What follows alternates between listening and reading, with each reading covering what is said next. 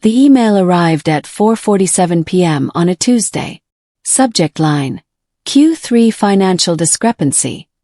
Urgent review needed. An automated alert from our internal audit system. What caught my eye were the specific line items highlighted in red.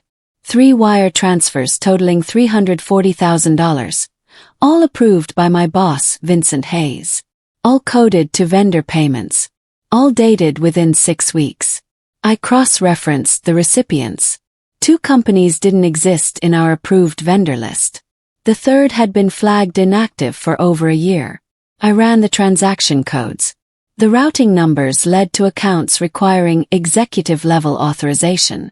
Either this was a massive clerical error or something much worse. Working late, Isabella? Jump. Vincent stood 3 feet from my desk, hands in his pockets, wearing a smile that didn't reach his eyes. Just finishing reconciliation. He glanced at my screen. I minimized the window, but his eyes flickered to the transaction codes. Don't work too hard. Sometimes it's better not to dig too deep into things that don't concern you. He walked away. My hands were shaking. The next morning, Vincent called me into his office. He closed the door, gestured to a chair. Isabella, we need to talk about professional boundaries. I sat, keeping my expression neutral. Of course. I noticed you were reviewing some executive-level transactions yesterday. Transactions outside your authorization scope. His tone was measured, almost friendly. I want to make sure you understand that accessing files beyond your clearance could be seen as a serious breach of protocol. I received an automated alert. Those alerts sometimes malfunction. Generate false flags. He leaned forward. Here's what concerns me. If you were to share unverified information with compliance or anyone else, you could face serious consequences.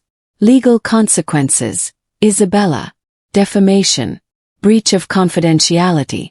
Our legal team would have no choice but to protect the company's interests. The threat was clear, even wrapped in corporate language. I'm just doing my job, I said carefully. I know you are, and I want to help you keep doing it. But part of that job is discretion. Understanding what's appropriate to pursue and what isn't. He smiled. I trust we're on the same page. Understood. Good. This conversation stays between us. For your protection as much as mine. I left his office, my mind racing. The threat of legal action was designed to silence me.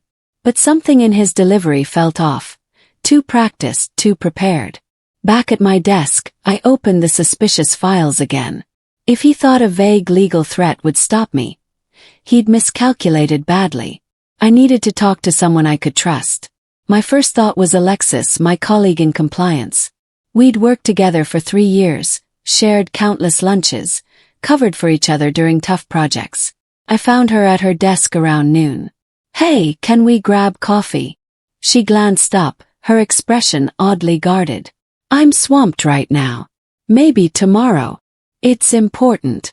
Just 15 minutes. Something flickered across her face. Anxiety, maybe fear. Isabella, I really can't. I've got a deadline. I stood there, confused. We'd never been too busy for each other before. That afternoon, I passed her in the hallway. She avoided eye contact. By Thursday, she was actively avoiding me. When I approached her desk, she suddenly had urgent calls to make. In meetings, she sat on the opposite side of the table. Then I understood. Someone had gotten to her. Vincent, probably. Or maybe she'd heard rumors and decided to distance herself from potential trouble. Either way, I was alone in this. Friday evening, as I was packing up to leave, an email notification popped up. Sender, anonymous. Subject, stop. The message body contained 3 words. Drop it. Last warning. I stared at the screen, pulse racing. Someone knew what I was looking into. And they were watching me closely enough to know I hadn't stopped. I saved the email to my secure folder and shut down my computer. The loneliness of my situation was settling in, heavy and cold. That weekend I made a decision. If I was going to pursue this, I needed to be methodical, strategic, bulletproof. I created a new folder on my personal laptop, encrypted with a password Vincent would never guess. Then I started systematically documenting everything. First, screenshots of the original alert email. Then the transaction records showing the $340,000 in suspicious payments.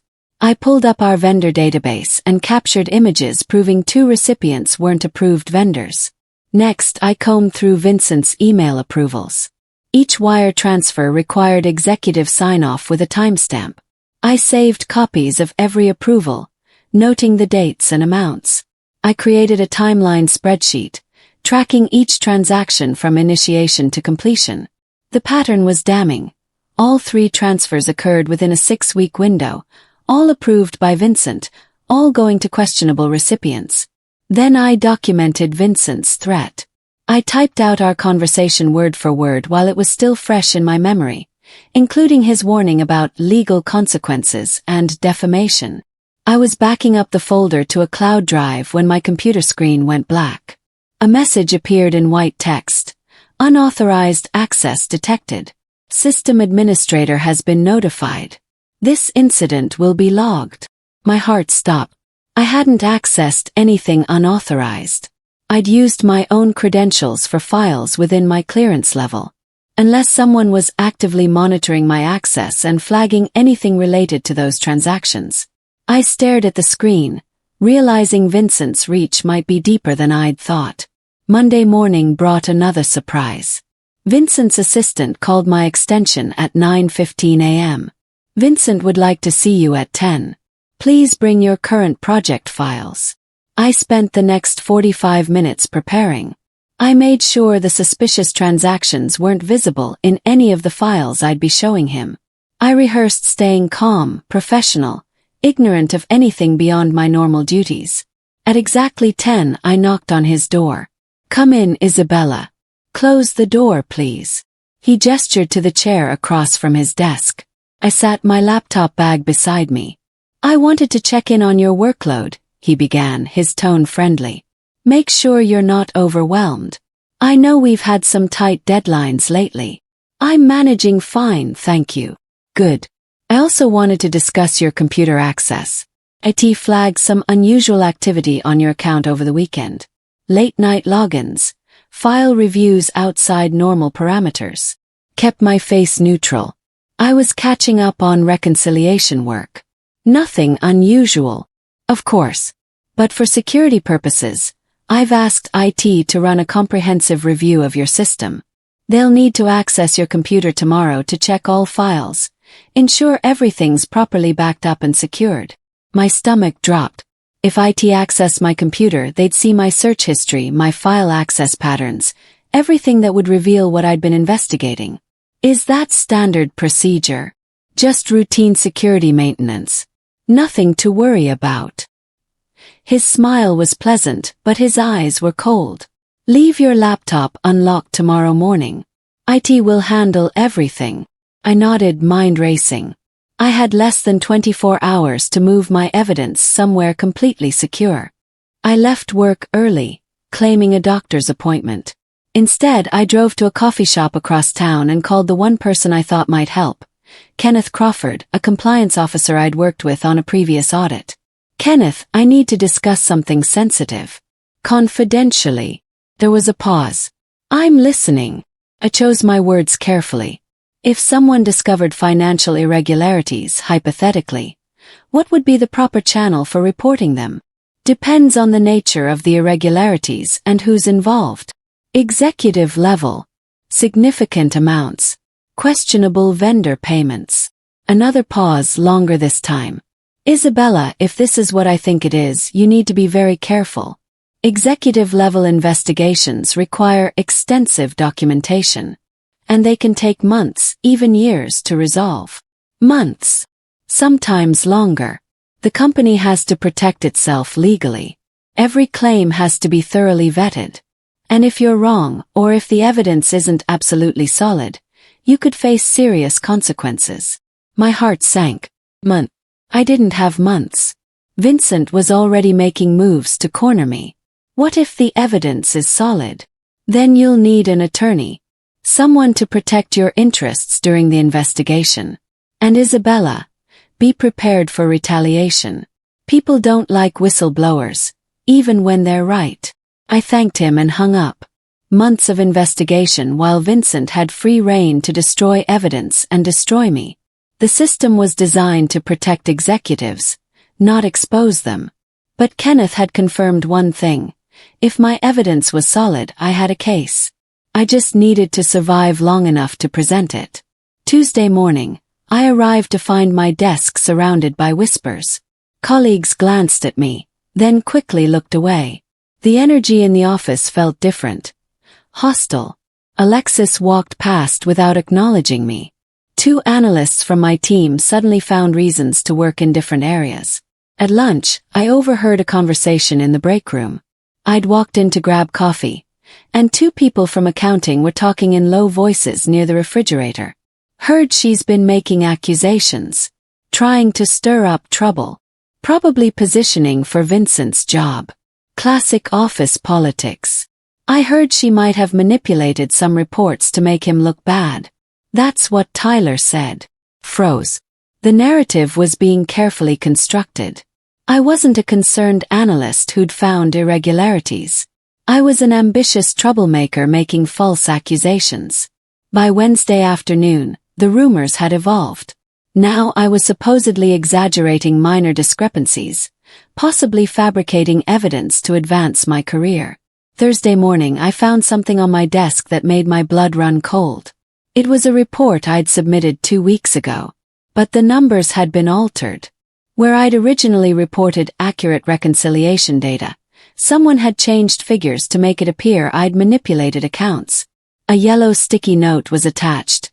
Please explain these discrepancies with Vincent's initials. He was building a case against me, creating evidence that I was the one engaged in financial misconduct. I photographed the altered report, noting every change. Then I pulled my original file from my personal backup. The differences were glaring. This wasn't just intimidation anymore. This was a systematic effort to destroy my credibility before I could expose him. That night I couldn't sleep. I sat at my kitchen table with our company handbook, employee contract, and every legal document I could find related to whistleblower protections and financial reporting.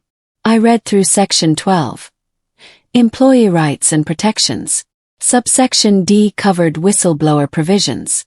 Employees who report suspected fraud or financial misconduct in good faith are protected from retaliation. Protected.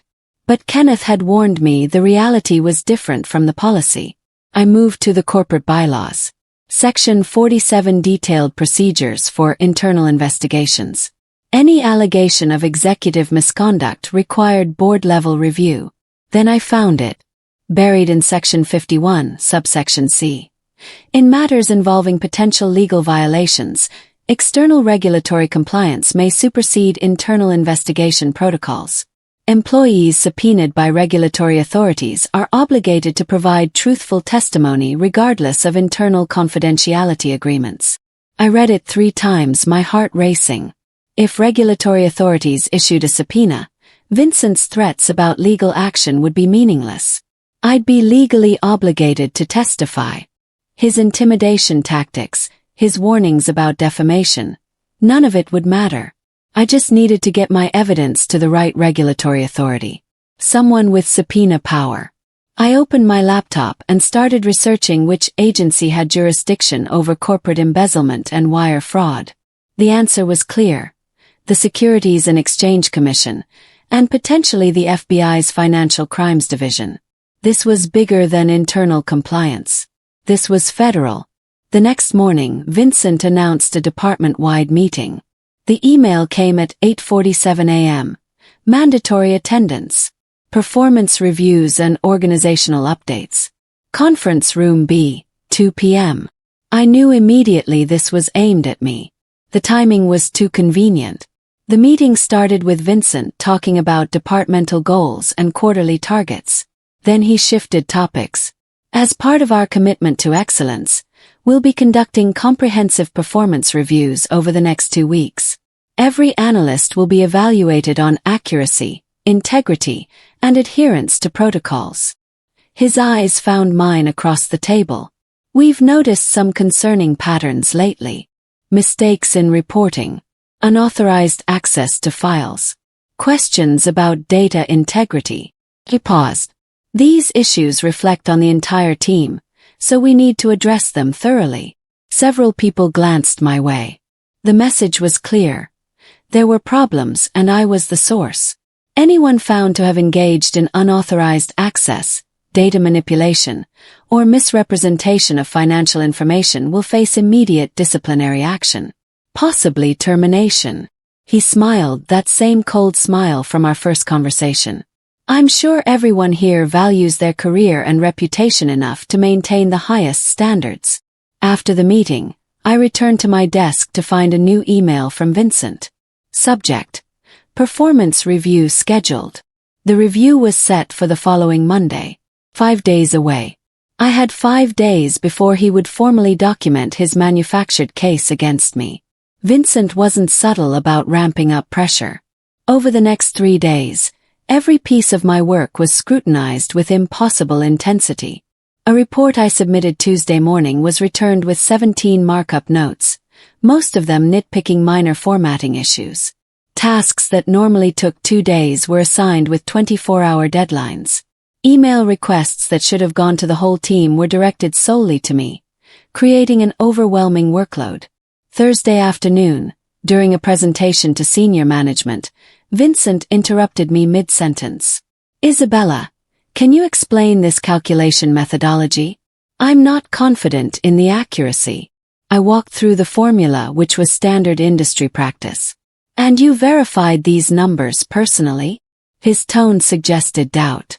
Yes, using the same verification process I've used for 3 years.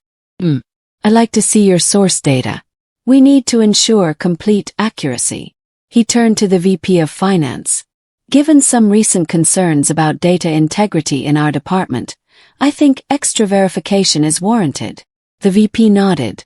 I felt every eye in the room on me, questioning, doubting. After the meeting, the VP pulled me aside. Isabella, is everything all right? Vincent mentioned some concerns about your recent work. My work is solid. Every report I've submitted has been thoroughly verified. I'm sure it is. But perception matters. If there are questions about integrity, even unfounded ones, they can impact career trajectory. The seed was planted. My integrity was now questionable in senior leadership's eyes. Vincent was executing a perfect professional assassination.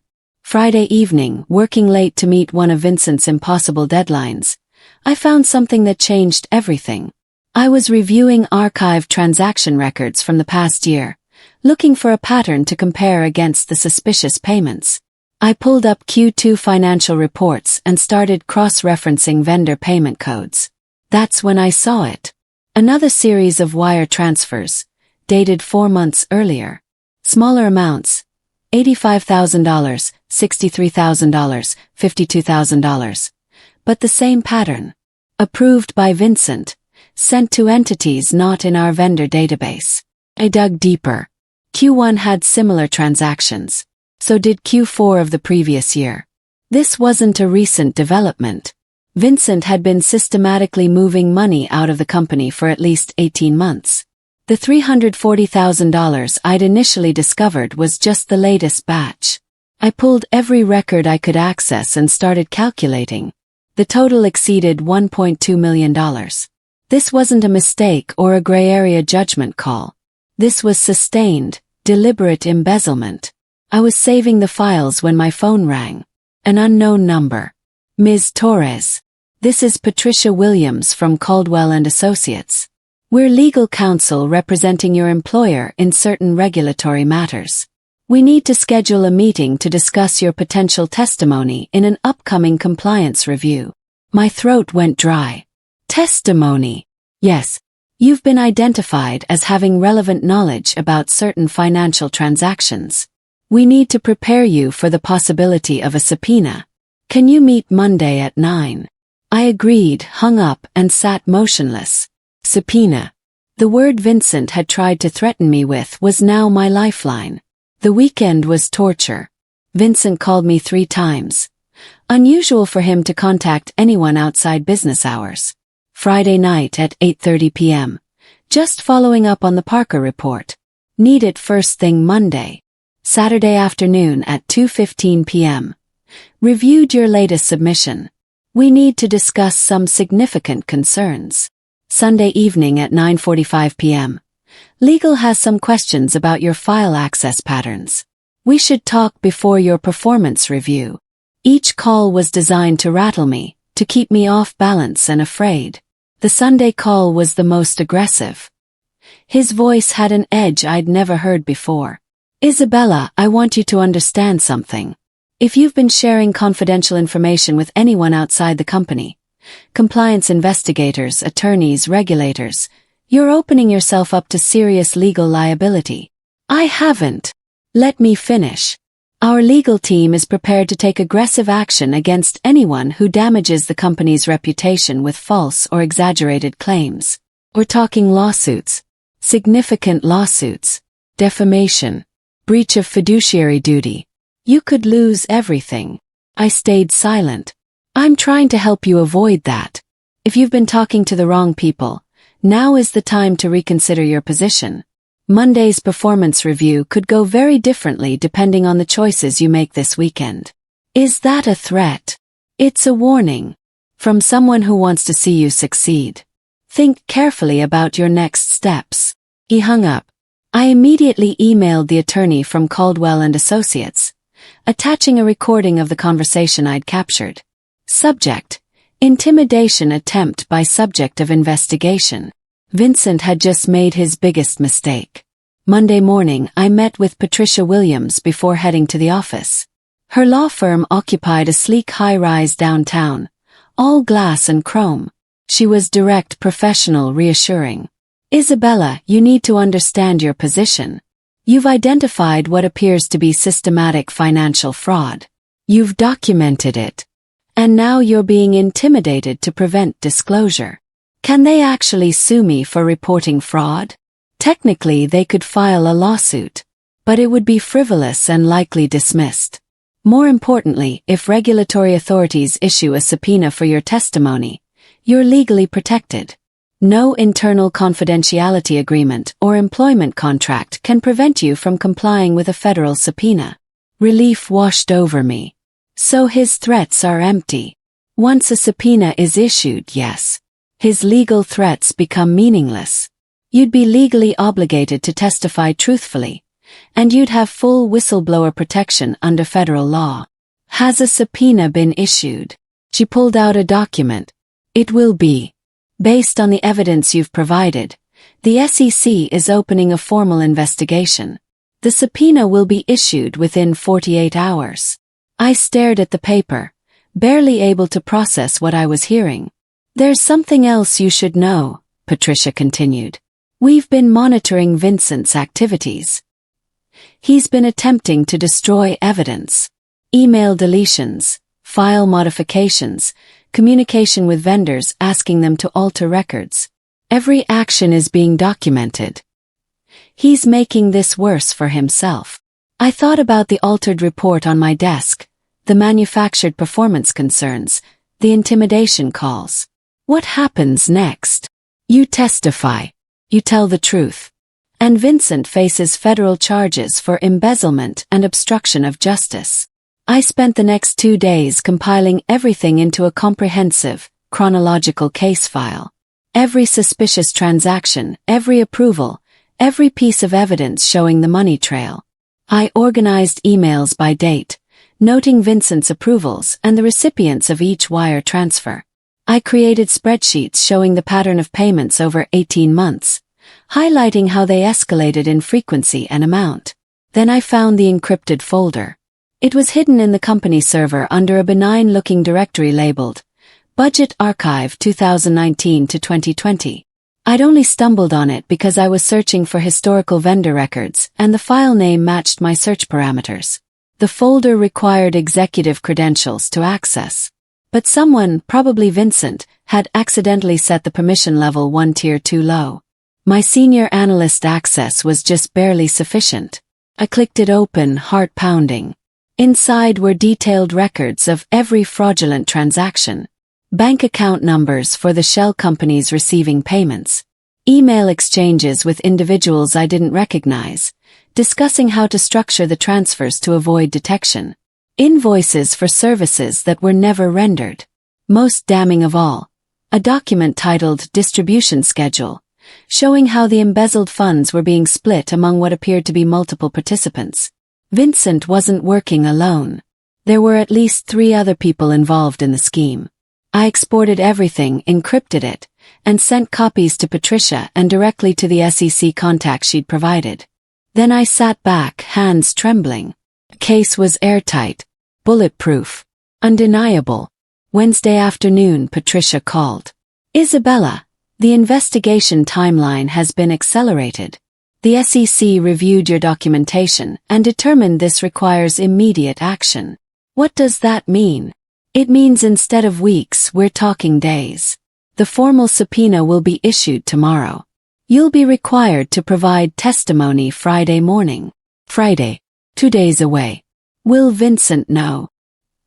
He'll be served with notice that you've been subpoenaed as part of an ongoing investigation. He won't know the specific allegations or evidence, but he'll know he's being investigated. I thought about what his reaction would be when he realized his threats had failed, that the legal action he'd warned me about was now being used against him. There's something else, Patricia said. We've confirmed our compliance officer, Kenneth Crawford, has been providing guidance to the investigation team. He's been discreetly supporting your case since you first reached out to him. Kenneth. He'd seemed dismissive, warning me about the slow pace of investigations, but he'd been working behind the scenes the entire time. He couldn't tell you directly, Patricia explained, but he made sure the right people knew what you'd uncovered. He's the reason the SEC moved so quickly. I felt a wave of gratitude.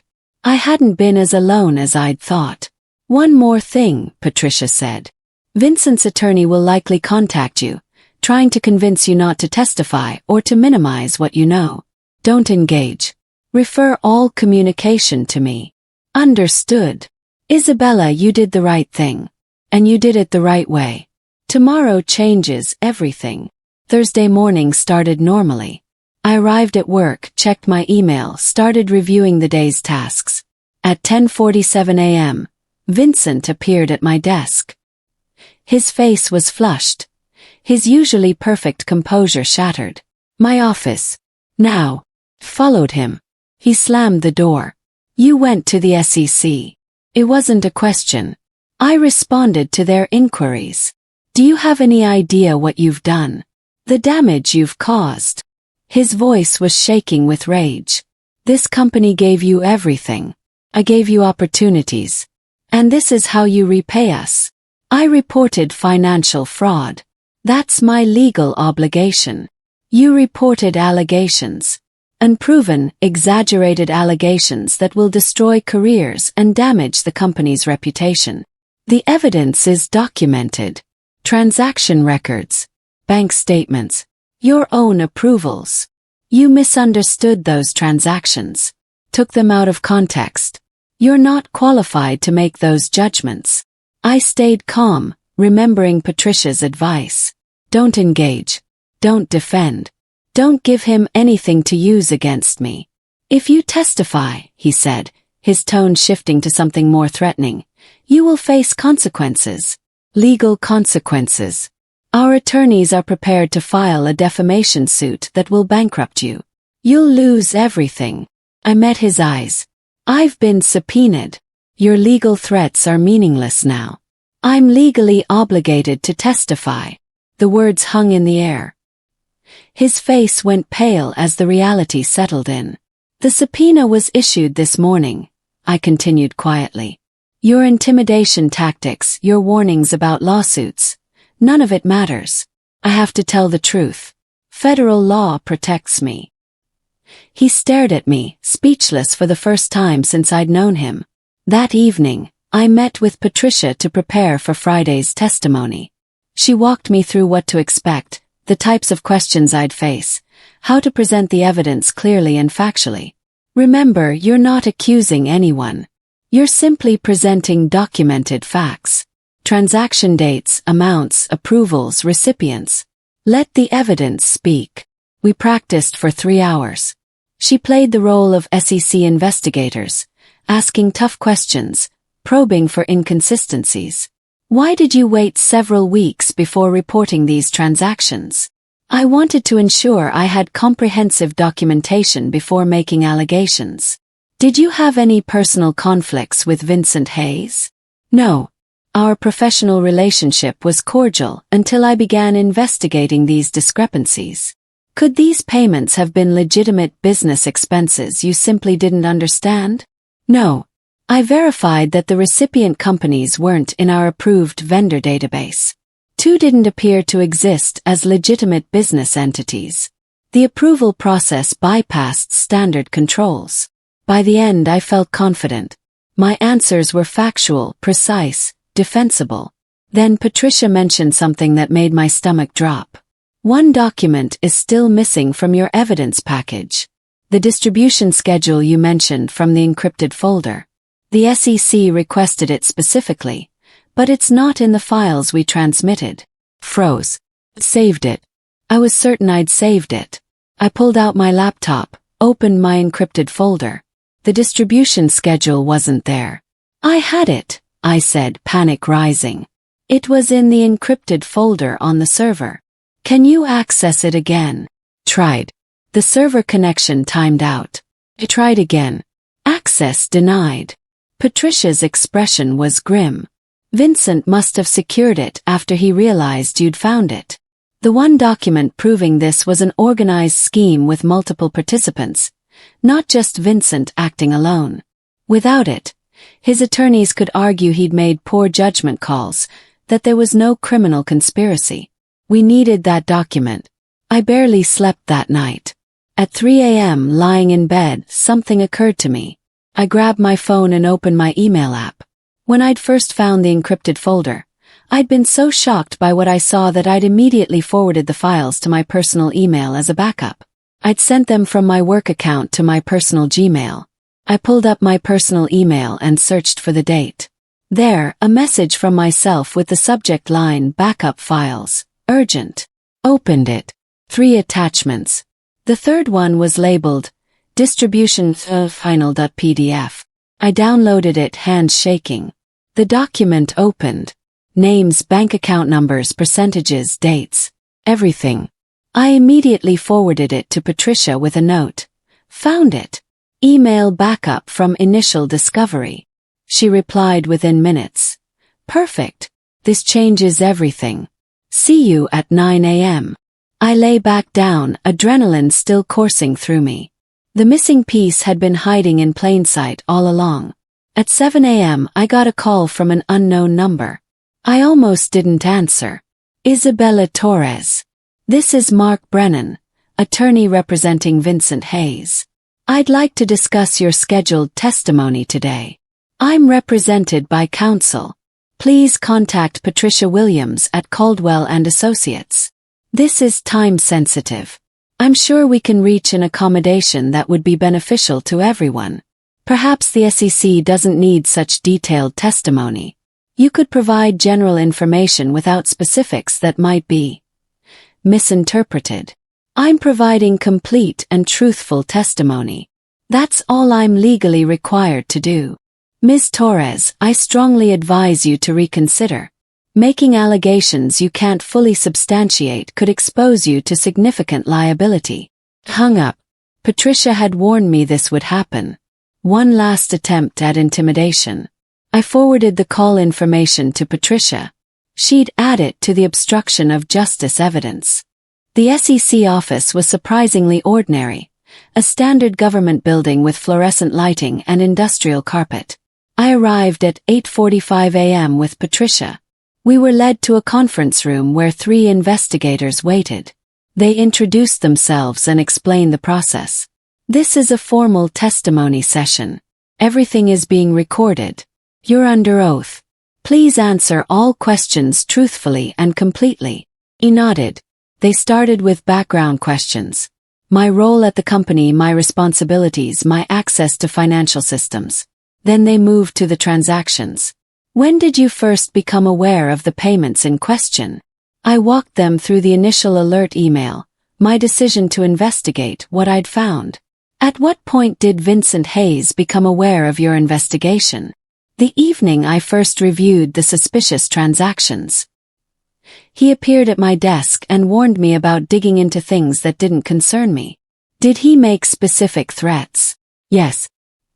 He warned me that sharing information could expose me to legal action for defamation and breach of confidentiality. One of the investigators made a note. Did these threats continue? Yes. Escalating. He altered my work to make it appear I'd manipulated data. He called me multiple times over a weekend, explicitly threatening lawsuits if I testified. Even after being informed of the subpoena. Especially after. Yesterday, he told me I would face consequences and that the company's attorneys would bankrupt me if I testified. I provided recordings, emails, the altered report. Everything documented. Then they asked about the distribution schedule. I explained finding it, losing access, recovering it from my personal email backup. They projected the document on the screen. Names I recognized from the company's executive team appeared alongside Vincent's. The scope of the investigation had just expanded significantly. The compliance interview lasted 4 hours. By the time we finished, I'd provided testimony on every transaction, every threat, every piece of evidence I'd collected. Vincent was brought in after my session ended. I didn't see him arrive, but Patricia told me he was scheduled immediately following my testimony. He sat in the same chair I'd occupied, with his attorney beside him. The investigators asked him about specific transactions. His answers were polished, prepared. Those were legitimate vendor payments. The companies in question provided consulting services. I'm not sure why they weren't in the standard vendor database. That's an administrative oversight. Can you provide documentation of the services rendered? I'd need to retrieve those records from our archives. We've reviewed your archives. No documentation exists for services from these vendors. Then perhaps the documentation was misfiled. They showed him the distribution schedule. His face went white. That document is taken out of context. Those figures represent budget projections, planning scenarios, budget projections that happen to match the exact amounts of fraudulent wire transfers. I don't appreciate the characterization of these as fraudulent. Mr. Hayes, we have email records showing you coordinating with the recipients of these payments. We have bank records showing the money was distributed exactly as outlined in this schedule. We have testimony from Isabella Torres documenting your attempts to intimidate her into silence. His attorney leaned in, whispering urgently. Vincent's composure was crumbling, the careful facade dissolving into panic. I'd like to take a break to consult with my client, the attorney said. The investigators agreed. Vincent stood on shaky legs and left the room. Patricia turned to me. It's over. He knows it. The public questioning came next. A broader company compliance review was scheduled for the following week. All department heads were required to attend, including Vincent. I wasn't present for that meeting, but Patricia gave me the summary afterward. The SEC investigators presented their preliminary findings to the company's board of directors. They outlined the fraudulent transactions, the attempts to conceal them, the intimidation tactics used against me. Vincent was questioned in front of the entire board. His carefully constructed explanations fell apart under scrutiny. Mr. Hayes, you claimed these were legitimate vendor payments. Can you name a single project these vendors worked on? Silence. Can you explain why you approved payments to companies that don't exist? I was assured they were legitimate by our procurement team. Your approval predates any procurement involvement. You initiated these transactions directly. I may have been mistaken about the sequence. Or you may have been deliberately embezzling company funds. The board members watched in silence as their trusted executives' lies were systematically dismantled. Colleagues who'd worked with Vincent for years sat stunned as the truth emerged. Someone from accounting whispered loudly enough to be heard, "I can't believe we trusted him." Vincent's final attempt to maintain control came when he tried to pivot, claiming ignorance of the financial details, suggesting he'd been misled by subordinates. "So your testimony is that someone else executed this scheme without your knowledge, using your approvals? I'm saying the situation may be more complex than it appears. Mr. Hayes, we have emails where you explicitly discuss how to structure these payments to avoid detection. We have the distribution schedule in your handwriting. We have testimony that you threatened an employee to prevent disclosure. Which part of that reflects complexity rather than intentional fraud?" He had no answer. The room fell silent. The turning point came when they presented the internal emails. Messages between Vincent and the other conspirators, discussing how much to transfer, when to make the payments, how to disguise them as legitimate expenses. One email was particularly damning. Vincent to another executive, "Need to accelerate the next payment before quarterly audit. Use standard consulting invoice format. Isabella's team won't flag it if it's under $100,000. Name." He'd specifically calculated amounts to stay below thresholds I'd be likely to investigate. Another message, "If Torres starts asking questions, we'll need to handle it. Legal threats should be sufficient. She's risk-averse enough to back down." He'd been planning the intimidation strategy from the beginning. The board members' expressions shifted from shock to anger. This wasn't poor judgment or misunderstanding. This was calculated, premeditated theft. Colleagues who'd defended Vincent, who'd spread rumors about me being a troublemaker, were seeing the truth in real time. I heard later that Alexis, my former friend who'd avoided me, broke down crying during the presentation. She'd been pressured to distance herself from me, threatened with career consequences if she supported my investigation. By the end of the session, whispers filled the room. Vincent sat motionless, his attorney frantically taking notes, probably calculating defense strategies that wouldn't work. I watched from Patricia's office via video feed as Vincent's phone lit up repeatedly with calls. Associates trying to distance themselves. Co-conspirators panicking. His world was collapsing in real time. The formal compliance report was devastating. It detailed every fraudulent transaction, every attempt to conceal them, every intimidation tactic Vincent had used. The board met in emergency session that evening. By 9 p.m., their decision was announced company-wide. Vincent Hayes was terminated immediately for gross misconduct, breach of fiduciary duty, and theft of company assets. His credentials were revoked. His access terminated, security instructed to escort him from the building. The other executives named in the distribution schedule were placed on administrative leave pending further investigation. But the humiliation went deeper than termination. The compliance report was shared with all department heads, who were required to read it and acknowledge understanding. Within hours, the full scope of Vincent's fraud was known throughout the company. I received dozens of messages from colleagues. Apologies from people who'd believed the rumors about me. Support from others who'd suspected something was wrong but hadn't known how to act.